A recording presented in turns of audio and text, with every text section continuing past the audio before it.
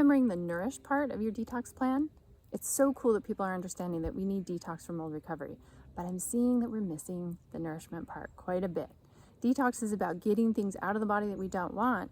The Nourish part is about putting things in that you do want, things that are protective, things that help you detoxify. Maybe your detox plan involves doing detox for a few days and Nourish for a few days, and you alternate. That's up to you and your doc, but make sure that you're thinking about nourishment. It's just like with my garden. I don't just weed it, I water it.